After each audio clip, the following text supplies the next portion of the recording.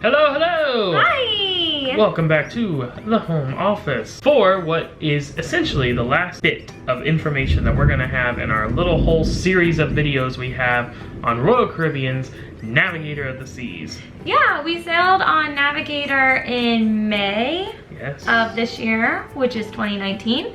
And we loved it. I'll link our playlist of all our Navigator videos if you want to check out the vlogs, the ship tour, the room tour, lots of stuff that we did. But what we're gonna do now is that we are going to do our ship review of Navigator of the Seas. We're gonna go through of all the things that Navigator has to offer and basically tell you what our assessment was of those things. We've kind of created this little rubric that we use. We have 5 categories. We're going to get into those and break it down, and we're going to rank everything on a scale of 1 to 5 so that you will know how we personally felt about our sailing on Navigator of the Seas. Of course, this is completely subjective and you might have your own opinions on it, and that's awesome. Let's dive in. The first category out of the 5 that we will be talking about is public spaces. Yes. So of course with public spaces we're talking about the pool deck, we're talking about the solarium, we're talking about, on this ship specifically, Royal Promenade. We're talking about lounges and other spaces that aren't your room and they're not the activities per se. It's just obviously when you go about the ship, what's the overall theme, what's the aesthetic, how's it designed. Let's start off, I think, with what most would probably say is the new focal point of Navigator of the Seas, which is the lime and coconut pool bar slash pool deck area. They did a great job. It's gorgeous. Colorful. Very colorful. Lots of fun seating. Even like little cabanas that are first come, first serve that you can go under and obviously provide shade. Nice, beautiful, colorful aesthetic, and just overall nice design, and it just changed the game from a pool deck standpoint. It's so much fun, and we didn't even get in the pool, and we really just enjoyed the vibe and the theming and the decor in general. It was just really nice and enjoyable. Yeah, and we call it the lime and coconut pool deck because the lime and coconut bar is the focal point, like the kind of the center, and it's 3 levels, and on the top level it's like open air, but there's these nice lights strung up and all the seating up there, so it's just like we said, a complete redesign. Also in the area, the children's splash area, that's so fine, hot tubs and jacuzzis like we mentioned, and then of course the outdoor movie screen.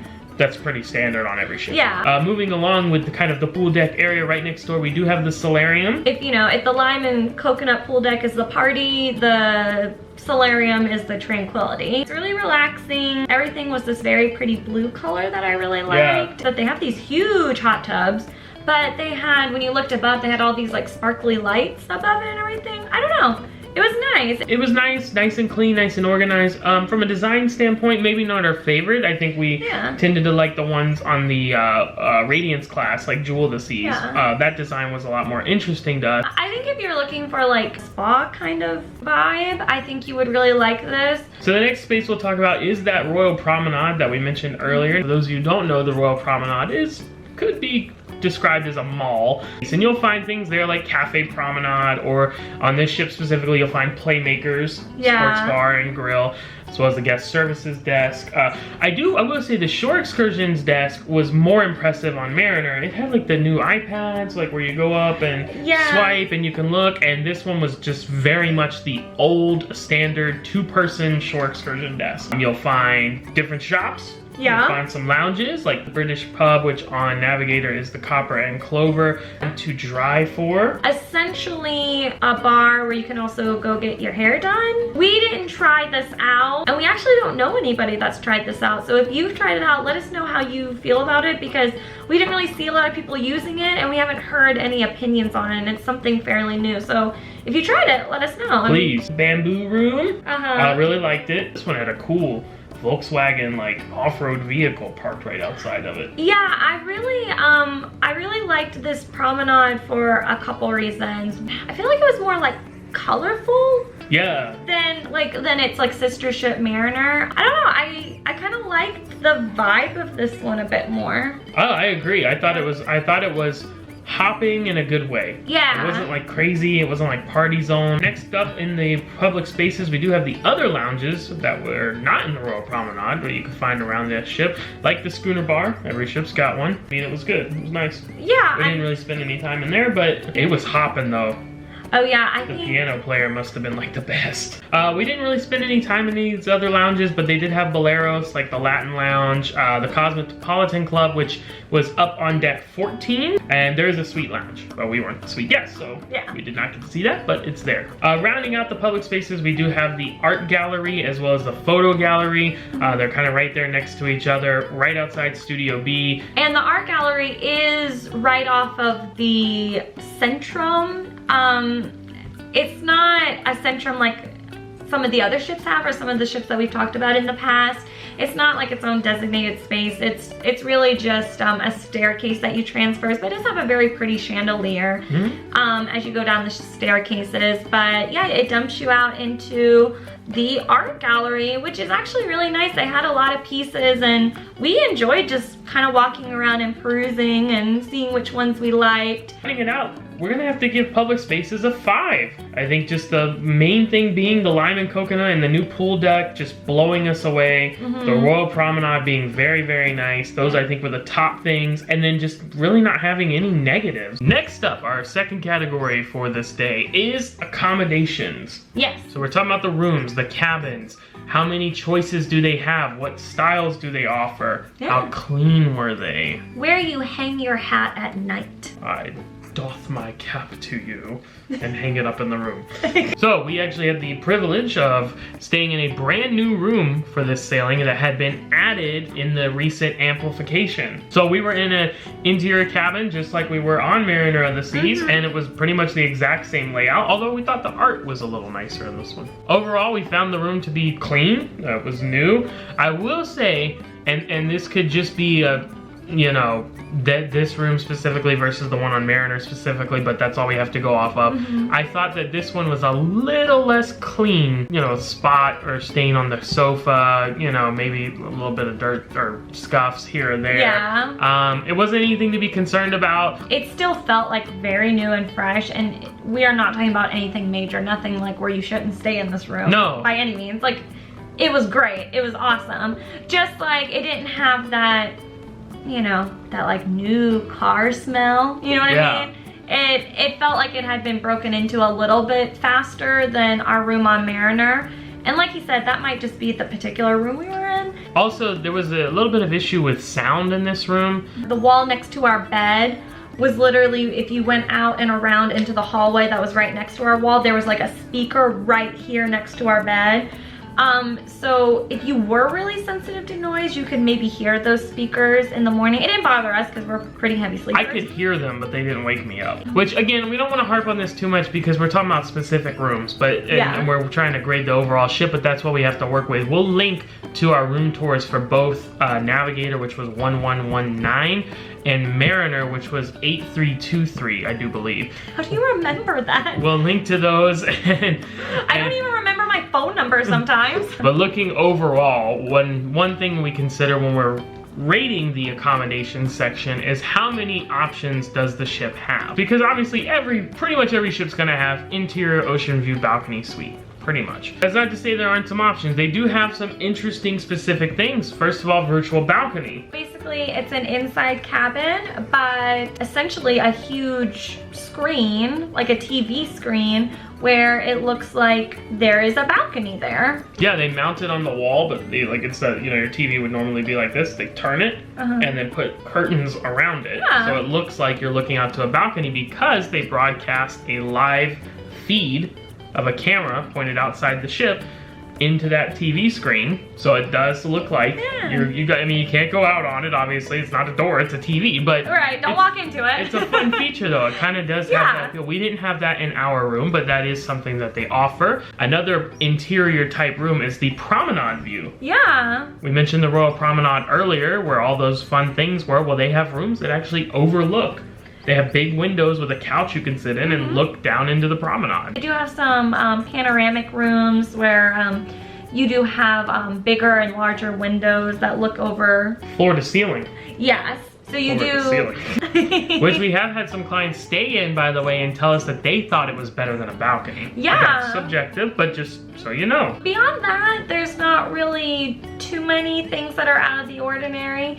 but there are a few things that if you're looking for something special or different, you could do that here. Yeah, exactly. So with all that said, there are definitely some nice room options available, but not a ton, not in the most expansive list we've seen in Royal Caribbean's fleet. And we did find the rooms to be very accommodating and nice and overall clean. Maybe just a couple things that they could tweak to make it a little better. Yeah. Thus, we will rate Accommodations a 4. Now, let's get to the fun stuff.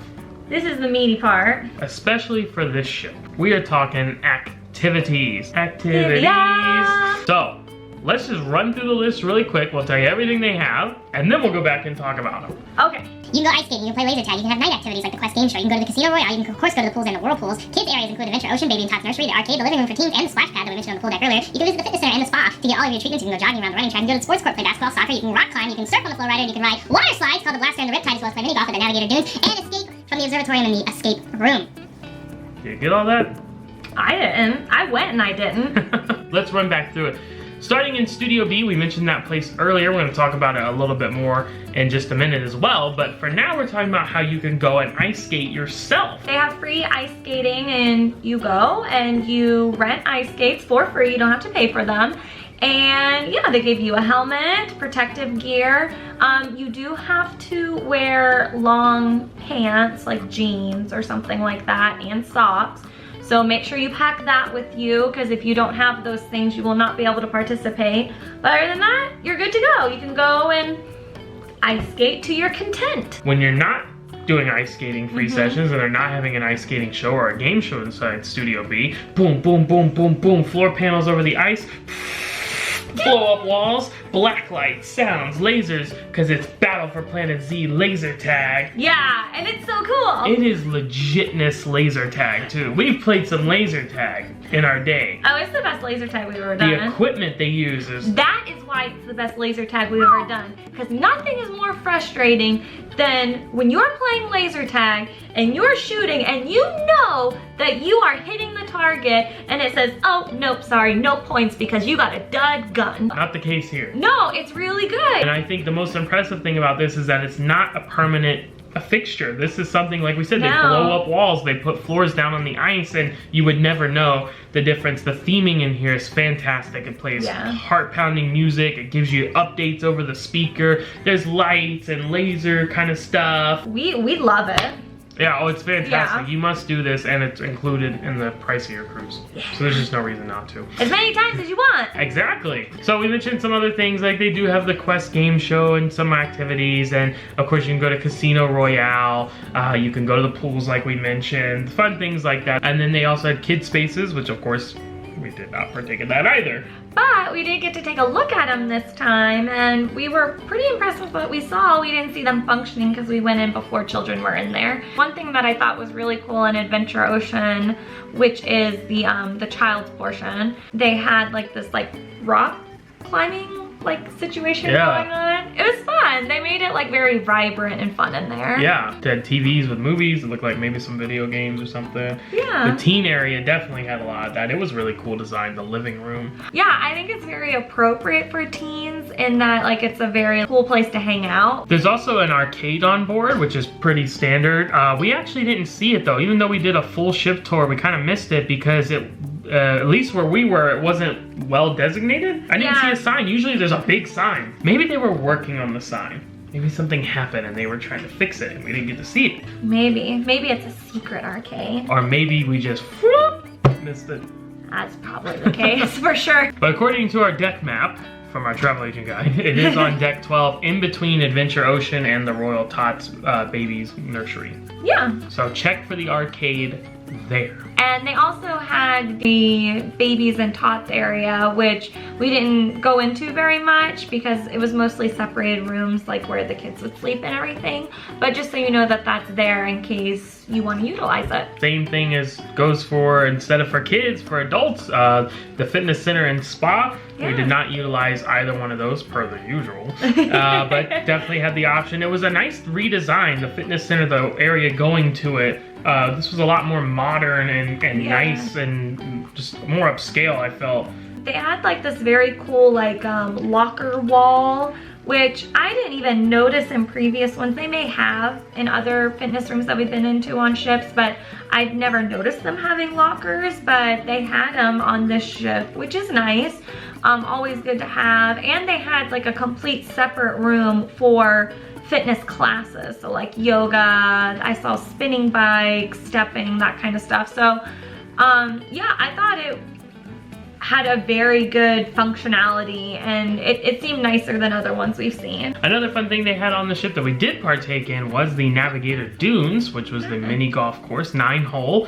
And it's pretty much the same exact design on Mariner, but it's a lot of fun. It's really colorful and whimsy and, you know, challenging enough, not crazy difficult, but not super easy. I think it's a really good mix. Really, I think kind of the biggest feature of Navigator, what it's kind of going to be known for and what might draw you to this ship more so than other things is the fact that they have 2 brand new water slides on top near the sports deck. So of course the sports deck did have the rock climbing wall, pretty standard. Basketball court, which was actually a very large size. I think it was full-size court. Yeah. Very big. 2 hoops. 2 hoops, and you could also kick a soccer ball around. They had some nets in there. Of course, they had a flow rider, the surf simulator that Royal Caribbean has on many of their ships. Just the one, not 2 like on Oasis, but they did have that on the back of the ship. But going back to the water slides, because this is really awesome, something we totally love. They have 2 of them, the Blaster and the Riptide. The Riptide is like a front-facing mat, like those mat racers, but it's not a racer, it's just one through a tube, but it circles around. It goes pretty fast and has like the color slots in the tubes that make it look like lights are flashing. It's really just sunlight coming through them, but when you're going through it, it adds a cool effect. As well as some clear sections. It does go out over the ship very briefly, over the sides. So that one was awesome. And then they had the Blaster. Right, and the Blaster is an aqua coaster, and it's the longest aqua coaster at sea, and it also has the longest amount of slide that is over the ship, over the ocean. It's a large portion. I liked that so much of it was open and so much of it you could see out over the ocean to where you didn't miss it. You actually got to take in the sights and enjoy it. Yeah. Which made it really special, and it was just fun. It was a ton of fun. Do it early so you have time to do it again later in your cruise, because we didn't do that. We waited until the last day and we're like, oh, I wish we had more time to do it over and over again. Yeah. So do it early so you can do it multiple times, because it's really fun. Well worth it. Then the last thing, another big thing that we absolutely love, of course, is the escape room on Navigator, known as Observatorium, which is the same name as Mariner, but they were different escape rooms, different puzzles. So you can repeat, or not repeat, but you can, if you did the one on Mariner, you can do the one on Navigator. We did confirm with the Royal Caribbean representative that all of Royal Caribbean's escape rooms are unique and different. So you won't have any repeats. It's just super good quality. The theming's fantastic, it's interactive, lights and sounds. Crew member who is in the room with you while you're working and sometimes gives you hints and stuff like that was super awesome and helped make the experience more enjoyable. So yeah, definitely do it. This one is an extra cost. When we did it, it was $20 a person. The actual escape room part is 50 minutes. In our opinion, totally worth the $20. We love it, and we definitely recommend it. So with all of that said, as you can tell, we just raved about these activities. There's no question that this is a 5. 5 out of 5. So we just talked about the activities, the things you go and do yourself. Now let's talk about entertainment. That's gonna be category number 4. The things that you watch. Yeah. Now this tends to be maybe our lowest ranking category so far across the ships that we've done. Really, it usually has to do with the original productions, and by original productions we mean shows that Royal Caribbean has created, theater shows. Usually that ends up kind of falling flat, but actually the one that we saw this time didn't. I think it was our favorite original production that we've seen from Royal. Yeah, it was called Showgirls, and by the name and description, the past, present, and future of Showgirls, I would have thought, eh. Yeah. But it was great. The singers were fantastic. The choreography was spot on. It made sense. I think that was Yeah. Probably the thing that we appreciated, that it had a good flow to it. It didn't seem like there was a lot of things that were disjointed. No, and per the usual, there wasn't really a narrative to it. It wasn't a story. Yeah. It was just kind of more of a song and dance routine, but this one seemed to work better than the other ones. I agree. So that was the theater show. Now, over in Studio B, they have an ice skating show, which unfortunately, we didn't get to see the whole thing because we had to leave for a dinner reservation, and we were considering missing that dinner reservation. We were really disappointed we had to leave because we were so enjoying it. It was called Ice Skate. It's I skate, like iPod. But it made sense because the story of the show was that the ice skaters picked songs that inspired them. It really came through. Like, I really felt them showing their passion for skating. Absolutely, yeah. And some of the tricks and stunts and things that they did, fantastic. We had a front row seat. I highly recommend get there early, get a front row seat. So impressive. They did some cool stuff with drones and all these other things. So from what we saw, home run. We did see a headliner show. That was very good too.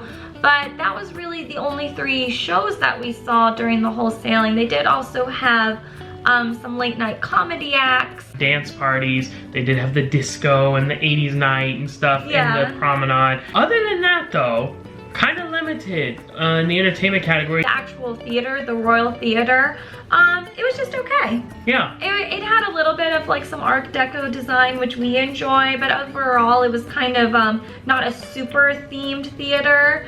So yeah, it was just okay. Yeah, a 4, I think, for entertainment. I think the things that we saw were solid. So, last category. We always save it for last. I don't know why, but we do. Because we like to eat. Because we like to eat. Of course, we're talking about dining. Dining on Navigator was one of the best parts of this ship, and one of the best dining we've had. Honestly, really, and full disclosure, we didn't, and if you saw our vlogs, you already know this, but we didn't experience all the dining options because literally there weren't enough meals in the day to have everything. So we didn't eat at things like the main dining room. We did look at the menus, and it seemed like it was pretty standard options that is pretty typical. Stuff we've seen before over and over again. Yeah, we didn't have one of the specialty restaurants, which is Azumi, which serves sushi and some things of that nature. Not the hibachi that you can find on other. Correct, just the sushi, yeah. We also didn't have the Johnny Rockets Express, but I do appreciate something about this option, that it was the Express. It wasn't the typical Johnny Rockets that maybe you've seen on the older ship, a sit-down diner kind of situation. This one was kind of a grab-and-go thing, but this location was the most busy I've ever seen any Johnny Rockets. Yeah, unfortunately, Johnny Rockets on Royal Caribbean ships usually tends to be pretty empty, if I'm being honest. This one was, I wouldn't say hopping, but it was doing pretty well. It was the same area as the Lime and Coconut and the pool deck and everything. So I think it wasn't in an obscure spot, so people paid a little bit more attention to it. Yeah, it should be noted that Johnny Rockets is an additional cost. We unfortunately didn't get to dine at Playmakers on this sailing. We really, really wanted to because we did enjoy it on Mariner, and like we mentioned earlier, this one had a kind of a different design that we felt would work a lot better. Yeah. We were trying to, it just didn't fit. We couldn't eat any more food. Even though we didn't eat there, we did go in, and they do have 3 arcade games that are free to play. Yes, we thought we were going to have to pay for them, and it even has like a spot where you would swipe a credit card or your C-Pass card or something, but that is null and void. Even though it says swipe $1 to play, it's lying.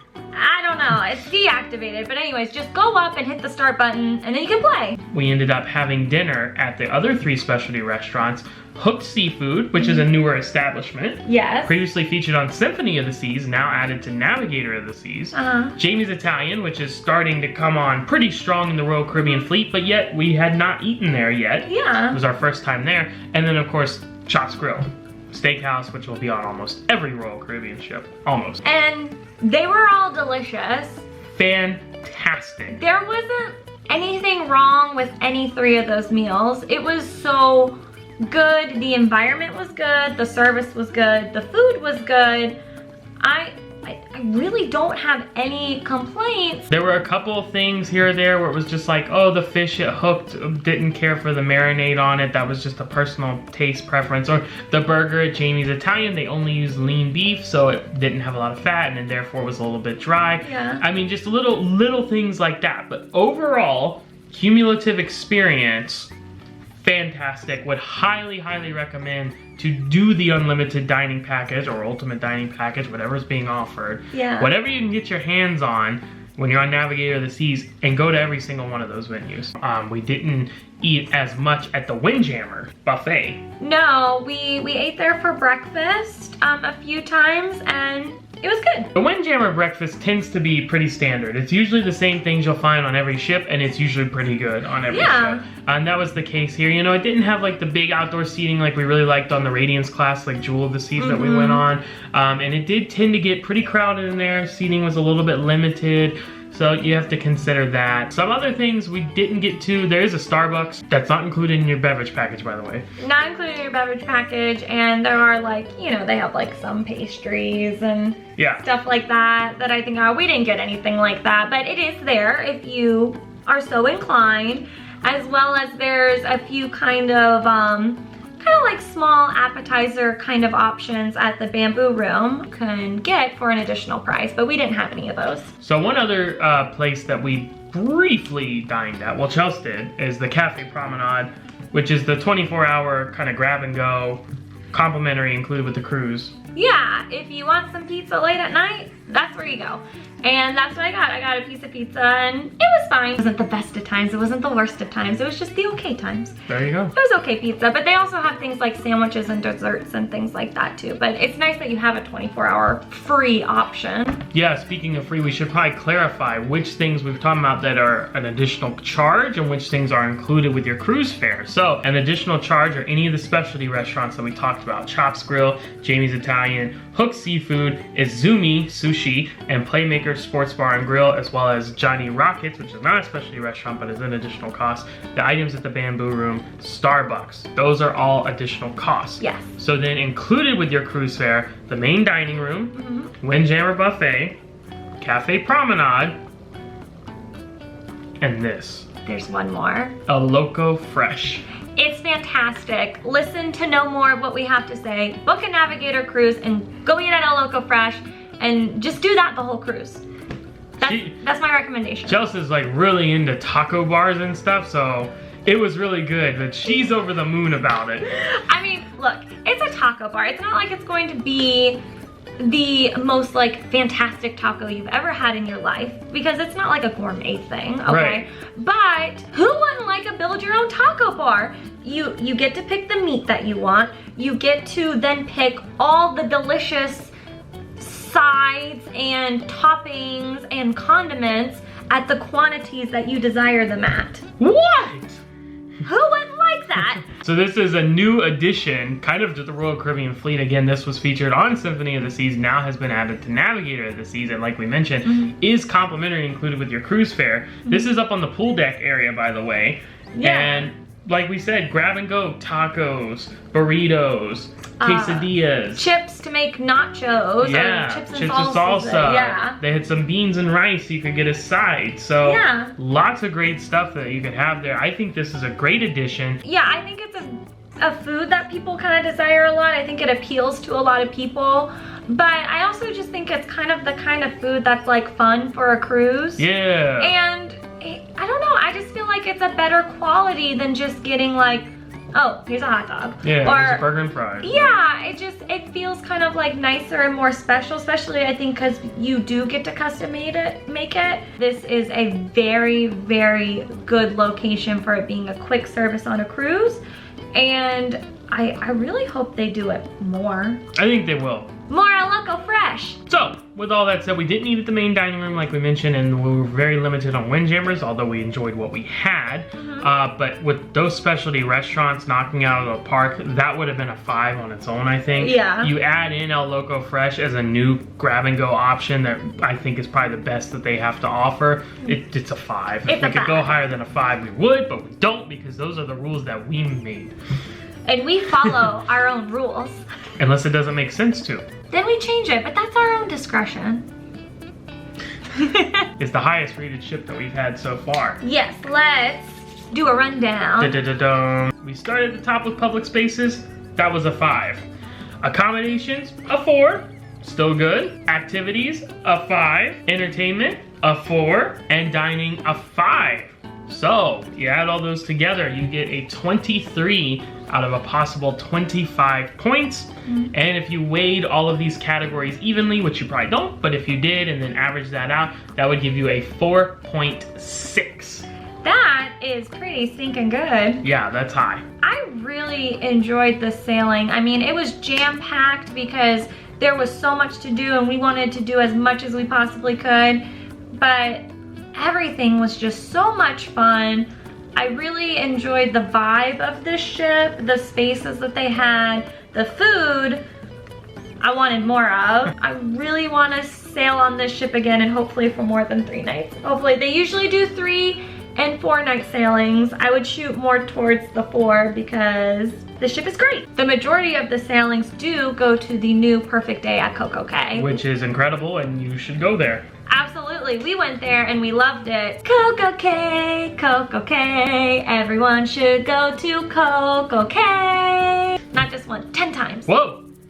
I'll put a link to our CocoCay video if you want to check that out. We did go there on the sailing and it was great. So, we always like to tell you how we feel this ship would do for different demographics. What's this ship best served to do? And I think it's clear. Oh yeah? It's an activity ship, I mean. Yeah, I think especially if you're a family with kiddos, I don't see a better way a family could have more fun. So, with that being said, if you would like to make that happen, of course we are travel agents and our services are always complimentary. We would love to help make that happen for you and book you on your very own Navigator of the Seas adventure out of Port Miami. Yes. So you can find all of our travel agent information at the end of all of our videos. Feel free to reach out to us at any of the methods listed there. We'd love to hear from you. In addition, if you have a comment, a question, feel free to leave a comment down below on this video. We try to respond to those as quickly as we can and we love to chat with you guys. So we hope you enjoyed the video. Hopefully this gives you a great idea of what Navigator of the Seas is and what all it has to offer. We give it high marks. With that being said, we hope to hear from you soon. We hope you guys have enjoyed, but for now we're gonna sign off. Happy travels.